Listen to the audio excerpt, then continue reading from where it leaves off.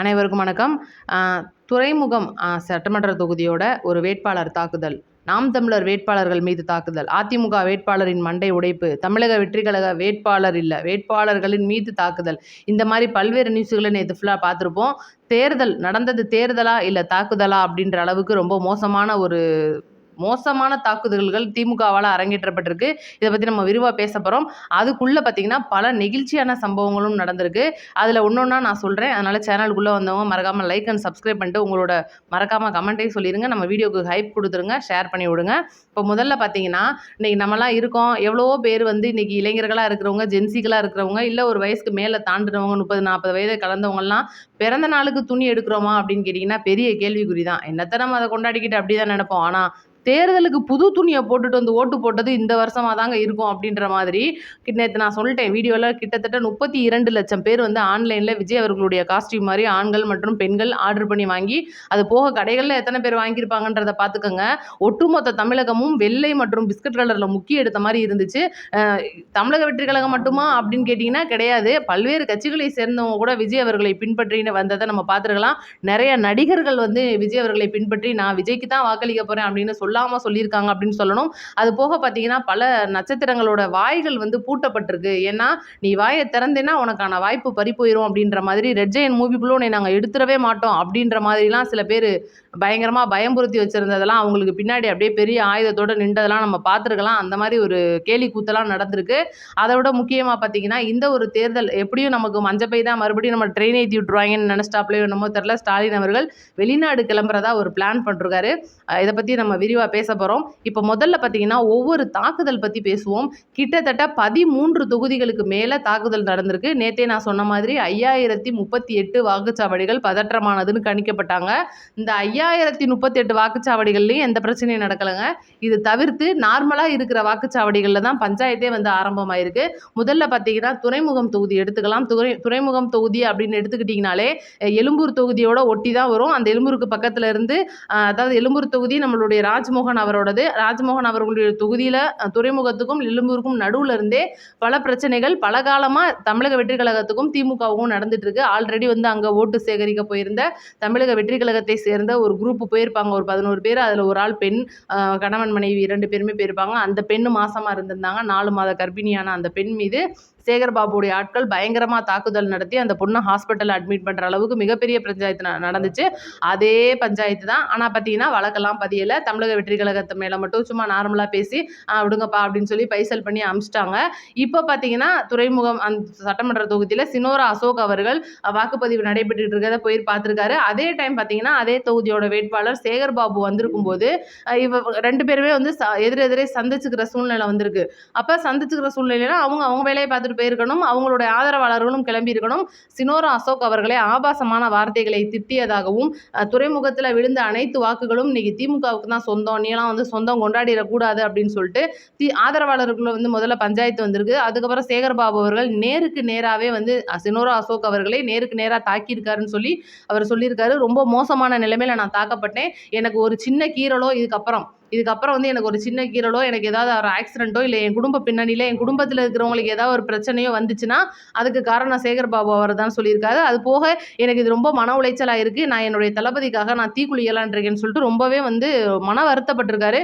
விஜய் அவர்கள் இதுக்கு வந்து ஒரு கண்டனமும் தெரிவிச்சிருக்காரு.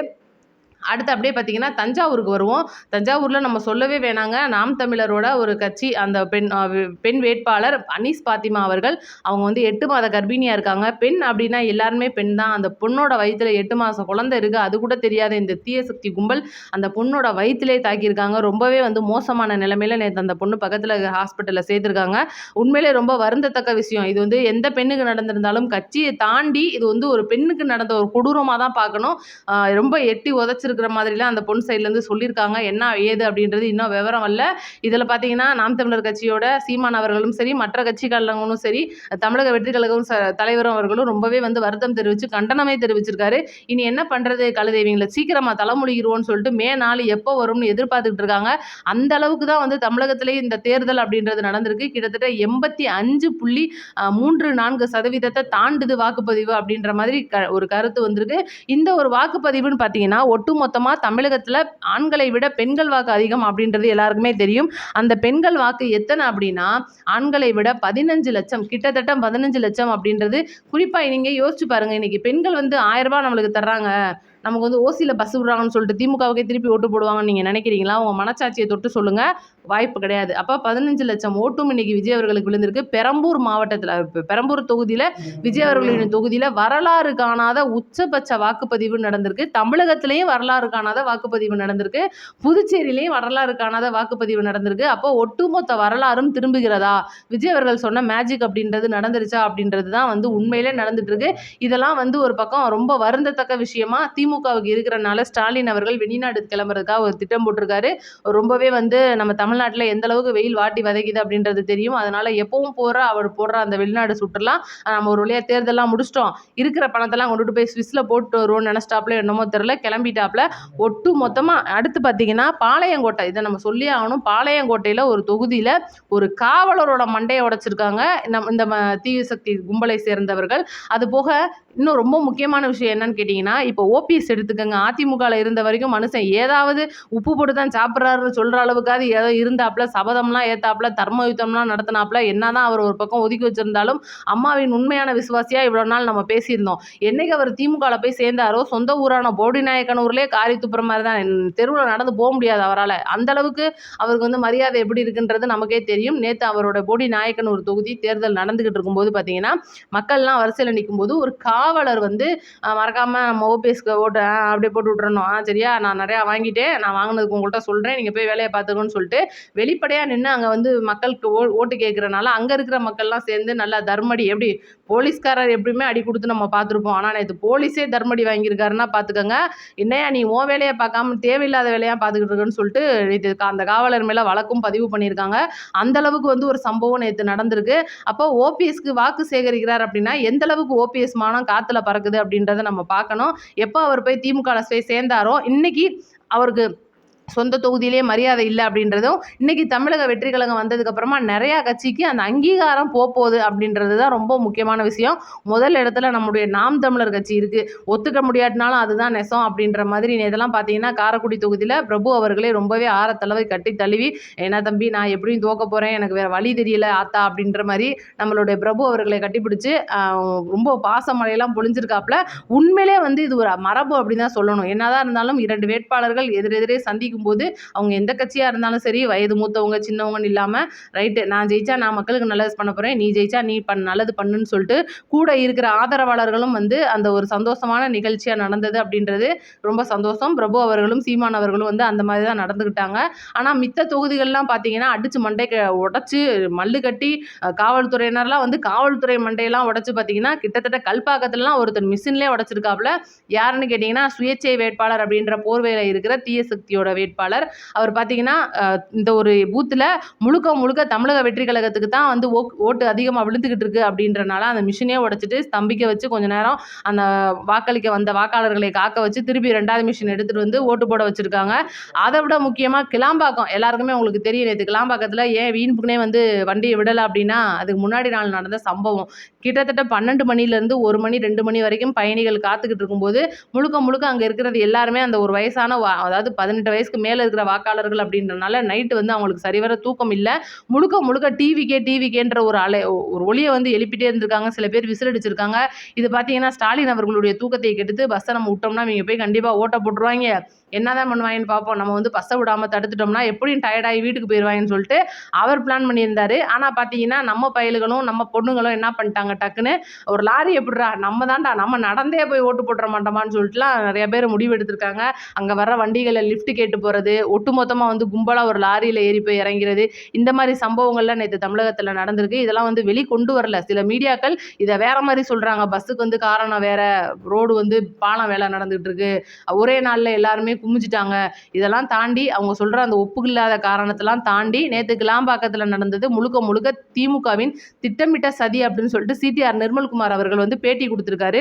அடுத்து பார்த்தீங்கன்னா இதை நம்ம சொல்லியே ஆகணும், அஜித் அவர்களுடைய விஷயம். அஜித் அவர்களுடைய விஷயத்த சொல்ல வரையும் எல்லாருக்குமே தெரிஞ்சு போச்சு. இதை நம்ம என்னத்தை சொல்கிறது. அவர் என்ன சொன்னாருன்னா, ஒட்டுமொத்தமாக வந்து வாக்களிக்கும் போது அவர் தான் முதல் ஆளாக வாக்களிச்சிருக்காப்புல. அந்த வாக்களித்ததில் எல்லாருமே வந்து ப்ரெஸ் மீட் கேட்பாங்க, நீங்கள் என்ன சொல்கிறீங்கன்னு விரும்புவாங்க. நம்மளுடைய தமிழ்நாட்டு ரசிகர்கள் அவரை வந்து ரொம்பவே கொடுமைப்படுத்துறாங்கன்னு சொல்லிட்டு தான் அவர் இன்னைக்கு வெளிநாட்டிலே தங்கிட்டாப்லன்னு சொல்லணும். அதுக்கு முக்கியமான காரணம் இந்த பத்திரிகையாளர்கள். அவர் எங்க போனாலும், நடந்தாலும், வெளியில போனாலும், பக்கத்துல இருக்கிற ஒரு பார்க்குக்கு போனா கூட சொல்லி இன்னைக்கு நியூஸ் அவங்களுக்காக போட்டு மக்களை வந்து அவர்கிட்ட மோத விட்டு அவர் ஒட்டுமொத்தமா வெறுத்துட்டு நான் வெளிநாட்டுக்கே ஓடுறேன்ற மாதிரி ஓடிட்டாப்ல. ஆனா பாத்தீங்கன்னா ஓட்டு போட வந்த மனுஷனையும் மைக்க கொண்டுட்டு போய் வாய்க்குள்ள நீட்டி இந்த மாதிரி கேள்விகள்லாம் கேட்கும்போது நோ நீட், என்கிட்ட எந்த கேள்வியும் கேட்காதீங்கன்னு சொன்னதை நான் தமிழ்நாட்டுக்கு மாற்றம்லாம் வேணாம், இருக்கிறதே நல்லா தான் இருக்குன்னு சொல்லிட்டு ஒரு பொருளையை கிளப்பி விட்டு நம்ம ஸ்டாலின் அவர்கள் அப்படியே அஜித் அவர்களினுடைய ஓட்டுகளை இங்கிட்டு திருப்பிடுவோம்னு சொல்லி பிளான்லாம் பண்ணாப்ல. உடனடியாக பார்த்தீங்கன்னா அஜித்தோட மேலாளர் அவர்கள் அஜித் அவர்கள் சொல்லி அதுக்கான பதிலையும் கொடுத்து ஸ்டாலின் அவர்களோட தலையில பெரிய துண்டை போட்டுட்டாருன்னு சொல்லணும். அந்த மாதிரி சம்பவம் நேற்று நடந்திருக்கு. அப்புறம் பார்த்தீங்கன்னா மதுரை தெற்கு தொகுதி, இதை நம்ம சொல்லியே ஆகணும். மதுரை தெற்கு தொகுதியை பொறுத்த வரைக்கும் அதிமுகவுடைய அராஜகம். ஏன்னா பிஜேபியோட கூட்டணியில் நிற்கிற தொகுதி அப்படின்றனால முழுக்க முழுக்க பிஜேபிக்கு கொடுத்துட்டாங்க. பிஜேபி அப்படின்னாலே தெரியும்ல, காவல்துறையினரும் சல்யூட் அடிப்பாங்க, தேர்தல் ஆணையமும் சல்யூட் அடிக்கும். தேர்தல் கமிஷன் அப்படின்னு பேர் வச்சதுலனால என்னமோ தெரில, கமிஷன் வாங்குற அளவுக்கான மிகப்பெரிய ஒரு சம்பவங்கள்லாம் நடந்து அரங்கேறி முடிஞ்சிருச்சு. ஒரு வழியாக இந்த ஒட்டுமொத்த தேர்தலும் நடந்து முடிஞ்சாச்சுன்னே சொல்லணும். எத்தனையோ தொகுதிகளில் பணப்பட்டுவாடா பண்ணாங்க, எந்த பதில் அப்படின்றது கேட்கல. எவ்வளவோ கோடிகளை பறிமுதல் பண்ணாங்க, அதையும் வாங்கி பிரிச்சுக்கிட்டாங்களா என்னமோ தெரில. ஒட்டுமொத்தமாக வந்து ஏதோ ஒரு சில தேர்தல் தொகுதிகளை வந்து நிப்பாட்ட போகிறோம் அப்படின்ற மாதிரிலாம் பூச்சாண்டி காட்டினாங்க. ஆனால் ஒன்றும் கிடையாது. இந்த 1500 கோடி ரூபாய்க்கும் 650 கோடி ரூபாய் தங்கத்துக்கும் கணக்கு தெரியல. இதை வச்சு என்ன பண்ண போகிறாங்கன்றது நமக்கு தெரியல. அப்போ இவ்வளோ காசும் சேர்த்து நம்ம தலையில தான் வரப்போகுதா அப்படின்றதும் மிகப்பெரிய கேள்வியாக இருக்குது. பார்ப்போம். மே 4 அன்னைக்கு நம்மளுக்கு ரிசல்ட் வரும். ஒட்டுமொத்த தமிழகமும் ஒரே ஆளுக்கு தான் இன்னைக்கு விசில் அடிச்சிருக்காங்க அப்படின்றது அன்னைக்குங்க தீர்ப்பாக வரப்போகுது. அதுதான் வந்து உண்மையும் கூட. நம்மளுடைய அதை விட ரொம்ப முக்கியமான விஷயமா நான் ஒன்று சொல்லணும்னு நினச்சேன். இன்னைக்கு எத்தனையோ பேர் வந்து தமிழக வெற்றி கழக தலைவர் விஜய் அவர்களோட வந்து ஆட்சிக்கு வரணும்னு சொல்லிட்டு எவ்வளோ பேர் வேண்டுதல்லாம் வச்சிருப்பீங்க, சாமி கும்பிட்டுருப்பீங்க. அதே போல தான் நாங்களும் இன்னைக்கு ஒவ்வொரு இடத்துலையும் நாங்களும் போகிற இடத்துல சாமி கும்பிடுவோம். எங்களுடைய குலசாமி கோயிலுக்கு போயிட்டு நாங்களும் வந்து சில வேண்டுதல்லாம் பண்ணலாம் அப்படின்ட்டு இருக்கோம். ஆல்ரெடி நிறைய பேர் என்ன வேண்டுதல் நிறைவேறிச்சுன்னா சாமிகிட்ட போயிட்டு வேண்டுதல் நாங்கள் பண்ணிட்டோம், நீ வந்து எனக்கு பண்ணி கொடு அப்படின்ற மாதிரிலாம் கேட்பாங்க. நம்ம அப்படி கிடையாது. நாங்கள் வேண்டுதலை முடிச்சிட்டோம், சாமிகிட்ட வந்து நாங்கள் கோரிக்கை வைக்கிறதுக்கு கிடையாது, நாங்கள் பாச போராட்டமே நடத்த போகிறோம் அப்படின்னு சொல்கிற மாதிரி சொல்லிக்கிறேன். அதுக்கான வீடியோவை நம்ம சேனலில் அடுத்தடுத்து அப்லோட் ஆகும். என்ன வேண்டுதல் அப்படின்றத நீங்களும் பொறுத்திருந்து பாருங்கள். நோட்டிஃபிகேஷன் ஆன் பண்ணி வைங்க. நம்மளோட அடுத்தடுத்த சேனலில் வீடியோ வந்துட்டே இருக்கும். மறக்காமல் வந்து இந்த ஒரு விஷயத்தை நான் சொல்லியே தீரணும். மே 4 வரைக்கும் இந்த தீய சக்தி அப்படின்றது இன்னமும் தமிழக வெற்றி கழக தொண்டர்கள் மேலே எப்படா வழக்கு பதிவோம், எப்படா இவங்களை போட்டு தாக்குவோம், எப்படா இவங்களை ஏதாவது பண்ணி விடுவோம், இவங்க மேலே வந்து கெட்ட பெயரை ஏற்படுத்தி விடுவோம். ஏன்னா எப்படியும் ஆட்சிக்கு நம்ம வரமாட்டோம், அப்போ இருக்கிறவங்க மேலே அசிங்கமாக பட்டத்தை கட்டி விடுவோம், கேவலமான செயல்களை செஞ்சுட்டு இவங்க மேலே பழிய தூக்கி போடுவோம்னு சொல்லிட்டு கங்கணம் கட்டிட்டு திரிகிறாங்க. அதனால தயவுசெய்து தம்பிகளா, நான் ஏற்கனவே சொன்னது தான், இது வந்து இன்னைக்கு அனீஸ் பாத்திமா மேலே நடந்த தாக்குதலோ சினோரா அசோக் மேலே நடந்த தாக்குதலோ கிடையாது. முழுக்க முழுக்க தமிழக வெற்றி கழகத்துக்காக வைக்கப்பட்ட பொறி. இதில் போய் இவங்கெல்லாம் சிக்கிக்கிட்டாங்க. முழுக்க முழுக்க இந்த பூத் ஏஜென்ட்டாக இருக்கிறவங்க தப்பிச்சிருக்கீங்க அப்படின்னு தான் சொல்லணும். அதனால வாக்கு எண்ணிக்கை வரைக்கும் கூட நம்ம வந்து வாயையும் கையையும் பேசாமல் கட்டி வச்சுக்கிட்டு உட்காந்துக்கிறது நல்லது. ரிசல்ட்டை நம்ம காதில் கேட்ட அடுத்த நிமிஷம் அவங்க காதில் போய் நம்ம விசில ஊதிட்டு வந்துடுவோம். அதுதான் நம்ம சொல்ல வந்த கருத்து. உங்களோட கருத்தையும் மறக்காமல் கமெண்ட்டில் சொல்லிட்டு போயிருங்க. வீடியோவை தயவு செஞ்சு ஸ்கிப் பண்ணாமல் முழுசாக பார்த்துருங்க. 4 பேருக்கு ஷேர் பண்ணி விட்ருங்க. நன்றி, வணக்கம்.